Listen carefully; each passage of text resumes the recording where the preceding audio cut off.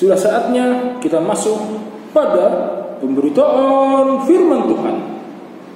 Untuk itu, Kakak Armando mau mengajak kita bersatu di dalam doa. Lipat tangannya, tutup matanya, kita berdoa ya. Tuhan Yesus, terima kasih atas anugerah-Mu. Kami boleh ada hingga saat ini. Tuhan Yesus, kami siap mendengarkan firman Tuhan. Bimbinglah kami agar kami dapat memahami apa yang Tuhan mau dalam hidup kami sebagai anak-anak. Terpujilah Engkau ya Tuhan. Di dalam nama Yesus kami berdoa dan mengucap syukur. Amin.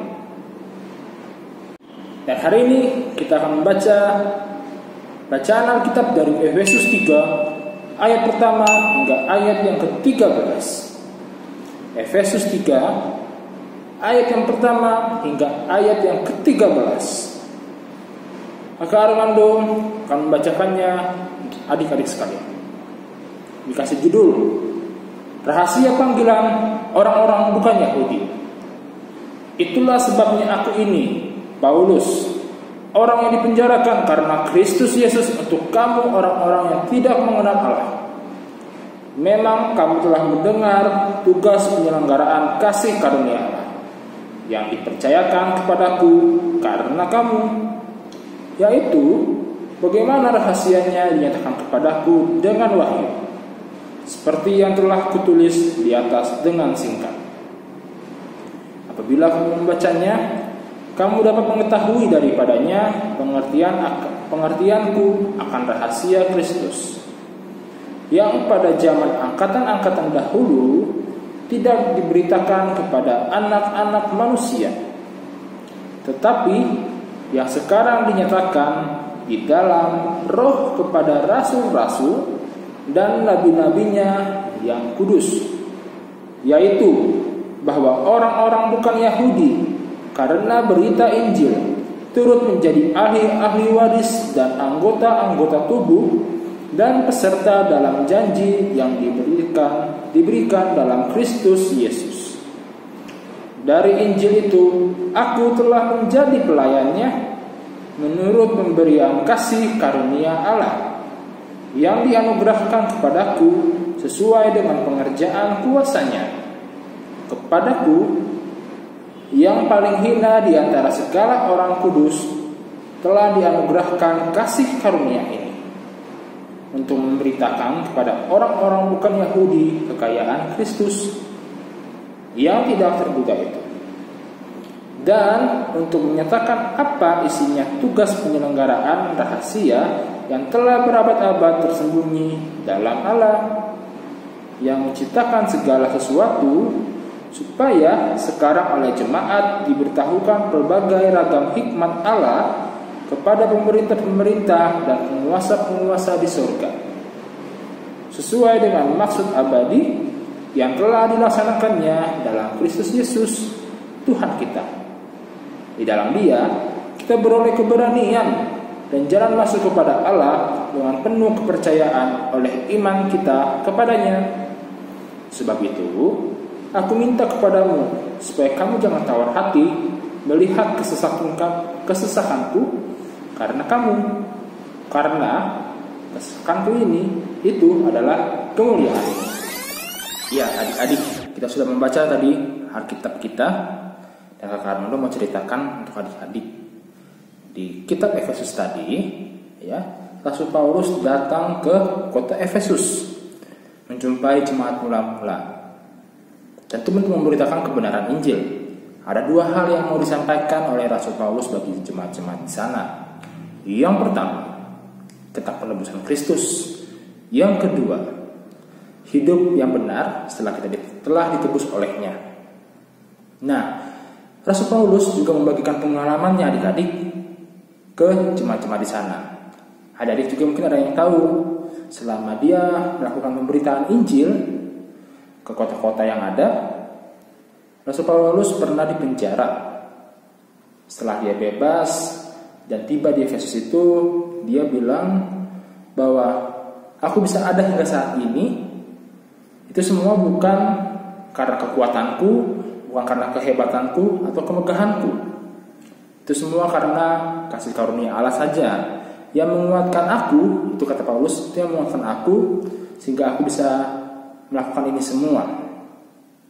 Nah, dari perkataan itu Rasul Paulus punya kerinduan untuk jemaat-jemaat Efesus, agar jemaat-jemaat Efesus juga mau memberitakan kebenaran Injil. Memang pasti akan ada tantangan, pasti akan ada juga penolakan. Namun sebagaimana yang telah Rasul Paulus hadapi, Rasul Paulus akan terus mengingatkan bahwa apabila kita mengandalkan Kristus, mengandalkan kasih karunia-Nya, kita akan terus dimampukan, kita akan terus dilawan oleh Tuhan dalam melakukan kebenaran ini, sehingga akan terjadi pemberitaan yang baik dan nama Tuhan yang dimuliakan. Nah, adik-adik, di ayat yang ke-6 itu bilang bahwa kebenaran firman Tuhan terus penebusan dosa itu berlaku juga buat orang-orang non-Yahudi. Yang sebelumnya kan banyak yang menganggap orang-orang Yahudi saja yang pantas menerimanya, namun dipatahkan di ayat yang ke-6 ini, adik-adik. Jadi orang-orang non-Yahudi berhak untuk menerima penebusan itu dan juga wajib untuk memberitakan kebenaran itu. Nah, sehingga yang terjadi setelahnya, banyak tempat-tempat ibadah yang dibangun dan di orang-orang di dalamnya itu campuran atau gabungan dari antara orang-orang Yahudi dengan orang-orang non-Yahudi. Luar biasa bukan? Nah, dari situ kita bisa melihat ada keberagaman adik-adik. Ada keberagaman dari suatu hal yang mungkin dianggap kecil dari pandangan duniawi, tapi suatu hal yang mulia di pandangan Tuhan, kayak gitu. Mengenai keberagaman. Nah, sekarang kita kembali ke konteks kehidupan kita saat ini. Kakak Armando maupun adik-adik, kakak yakin sih mungkin pasti pernah melakukan hal yang kurang baik seperti ini. Mengenai keberagaman, kita milih-milih teman, ya, milih-milih teman untuk berkawan. Mungkin karena dari faktor suku, ada juga yang dari faktor pintar atau tidak orang pintar, ya. Ada juga yang mungkin dari warna kulit, ada juga mungkin dari faktor agama yang berbeda. Nah, teman-teman dan kakak Armando sendiri yang tahu, karena yang pernah melakukannya. Menurut adik-adik, benar nggak itu membeda-bedakan satu sama yang lain? Tentu enggak dong, ya. Nah, makanya di sini pun di kitab Efesus ini Allah mengasihi semua orang-orang tanpa membeda-bedakannya. Lantas gimana dengan kita? Kita pun juga harus sama, mengasihi tanpa membeda-bedakan orang-orang itu. Bahkan ketika kamu menolong, misalnya nih di teman-teman adik, teman-teman di sekolah ya, tentunya di sekolah lagi olahraga, misalnya entah lari-lari di lapangan sekolah itu, atau juga mungkin main bola. Terus di antara keramaian ada teman-teman adik yang sedang jatuh, ya, ada yang sedang jatuh. Adik-adik yang posisinya dekat dengan teman ini tentunya harus menolong dong. Cuma terkadang kita lihat, siapa sih dia? Gak kenal dekat kok. Dia juga orang yang biasa-biasa aja. Dia juga warna kulitnya juga ya gimana gitu. Males aku bergaul sama dia. Emang dibolehkan seperti itu? Gak boleh. Nah, jadi siapapun orangnya, ketika ada contohnya seperti tadi, mari adik-adik kita tolong, ya, kita semangatin dia dan berikan dukungan agar dia juga tetap semangat untuk bisa sembuh ataupun juga hal-hal yang lain. Nah, seperti itu firman Tuhan mau mengingatkan kita saat ini untuk tidak membeda-bedakan teman. Dengan semangat keberagaman pasti kita akan ditolong dan saling menolong satu sama lainnya sebagai bentuk ungkapan syukur. Karena kenapa? Ketika kita sudah sombong duluan dan kita tidak tahu apa yang akan terjadi ke depannya dalam hidup kita. Ketika kita mengalami apa yang seperti dialami dia, kita mengharapkan pertolongan dan kita dulunya sombong untuk tidak memberikan pertolongan, pada akhirnya orang-orang pun juga akan melihat-lihat keberadaan kita, apakah aku layak ditolong atau enggak, begitu. Kalau kita tidak ditolong oleh orang itu, tentu mungkin pikiran kita, ya juga ya, ini mungkin kayak suatu teguran dari Tuhan agar hal itu tidak terulang lagi, kayak gitu. Ya, apa yang kamu tabur, itulah yang kamu tuai. Oke adik-adik, seperti Allah mengasihi semua anak-anaknya, layaknya kita juga mengasihi teman-teman kita, tetangga kita, orang tua kita, tanpa membeda-bedakan satu dengan yang lainnya. Selamat hari Minggu adik-adik, Tuhan Yesus memberkati.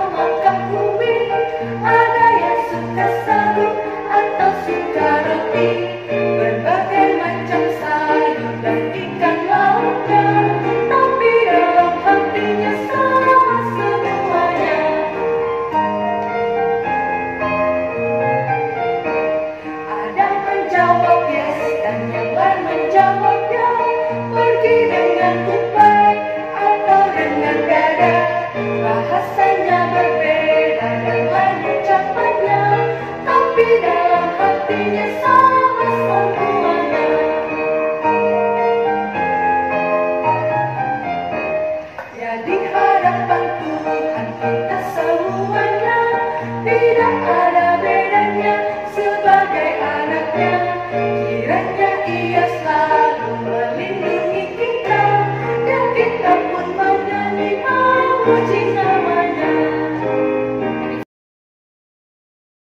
adik-adik kita berdoa untuk doa syafaat ya. Lipat tangan, tutup mata. Terima kasih Bapa, terima kasih Tuhan untuk pernyataan-Mu dari malam hingga pagi hari ini. Bapa yang baik, saat ini kami datang bersatu untuk mendengarkan firman-Mu. Kiranya firman-Mu yang kami dengar dapat dijalankan oleh adik-adik layan dan dapat